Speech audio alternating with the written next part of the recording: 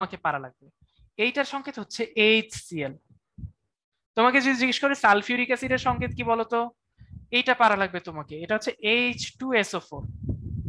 আচ্ছা, তোমাকে যদি বলে সালফিউরাস অ্যাসিড, তার সংকেত কি হবে বলতো, কেউ পারবা?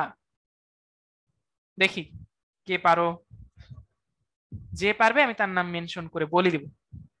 আচ্ছা, আহনাফ আমার নামে একজন আছে, ওই আগে পারছে, জাহিদ এরপরে আর কি H2SO3। আহনাফ তাহমিদ ও আগে অ্যান্সারটা দিছে H2SO3। এটা হচ্ছে সালফিউরাস অ্যাসিড। ফসফরিক অ্যাসিড কেউ পারবা বলো তো? ফসফরিক অ্যাসিড, আচ্ছা অরিক উত্তর দেওয়ার চেষ্টা করছিল, হয় নাই। অপূর্ব অ্যান্সার মনে হয় সঠিক অ্যান্সার দিছে, আমি খেয়াল করি নাই। সেটা হচ্ছে H3PO4। এটা হচ্ছে ফসফরিক অ্যাসিড।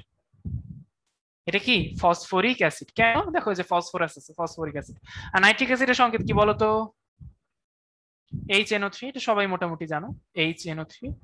আর কার্বনিক অ্যাসিড, এটা কেউ জানো কার্বনিক অ্যাসিডের সংকেত? এটা কিন্তু আমি এর আগের যে ক্লাস ছিল সেখানে বলে দিতেছি, হ্যাঁ H2CO3। এটা হচ্ছে কার্বনিক অ্যাসিডের সংকেত H2CO3। তাহলে এখানে যেই আমি সংকেতগুলো লিখলাম এগুলো মনে থাকবে তো? এগুলো তোমাকে কিন্তু মনে রাখতে হবে।